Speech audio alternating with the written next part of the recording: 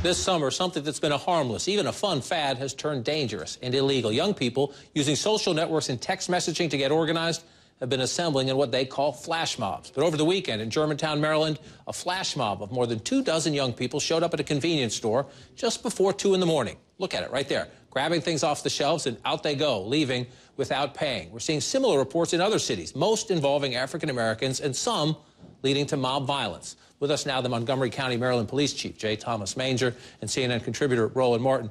Chief, this is your jurisdiction, Germantown, where this played out. What do you know about how they got organized? And I've spoken to the Philadelphia Chief, Charles Ramsey, recently. He says they're using texting, using social media. Is that how this happened? Well, that's still under investigation. We know that we've gotten some information that some of these kids were at the Montgomery County Fair.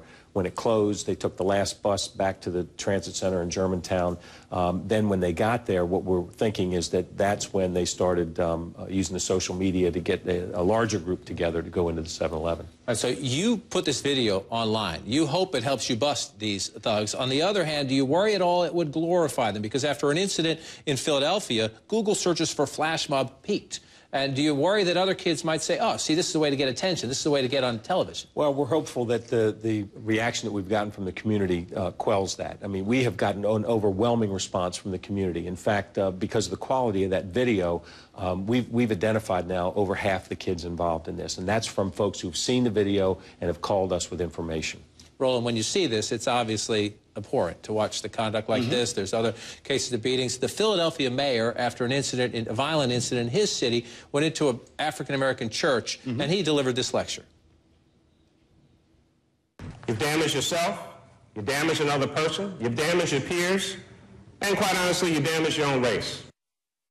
Do you see it as an African-American problem, a youth problem? No, I mean, I see it as a youth problem. And just like when I see after a basketball game or a football game, I'll see white kids on a college campus turning over police cars, setting them on fire. I don't say, oh, my God, what's happening with white college students? I see this as a college student issue.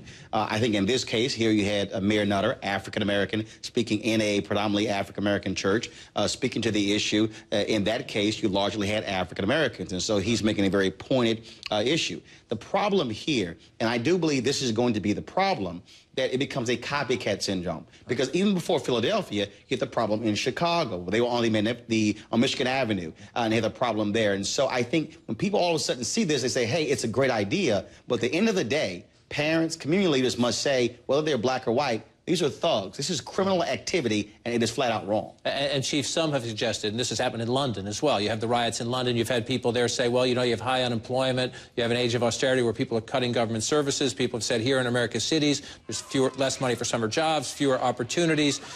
You know, the police chief used to be here in D.C., Charles Ramsey. He's up in Philadelphia now. Here's what he said when I asked him, does the economy have something to do with this?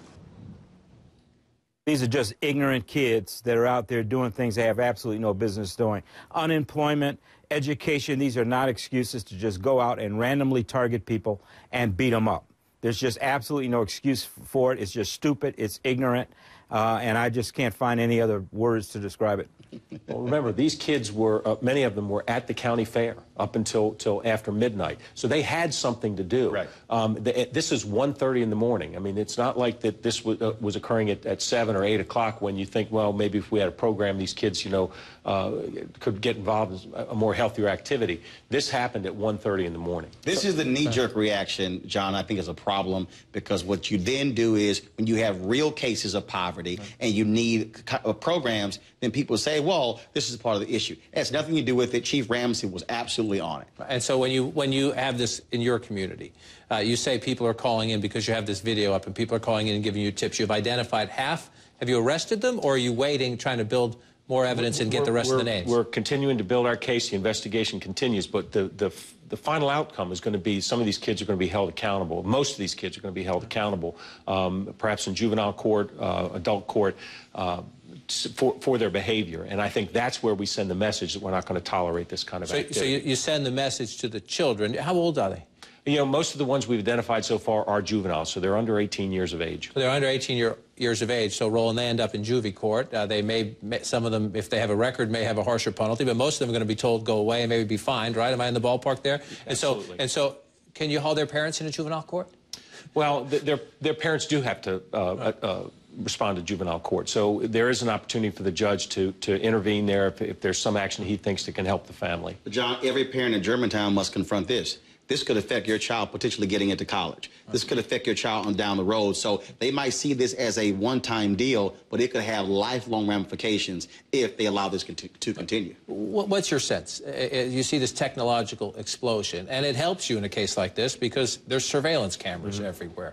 And so on the one hand, technology is your friend. And the idea that people can start text messaging and it domino effects and the kids think it's cool somehow to get involved with this gang, how do you as a guy who's trained to, you know, fight crime, cops and robbers, deal with that? Well, I think we need to have the same capability as these kids do. And I think that it's going to come down to, you know, when some of these messages go out, that there's going to be enough folks in the community that understand, you know what, I can forward this message to the police. Right. They can be there. They can respond quickly.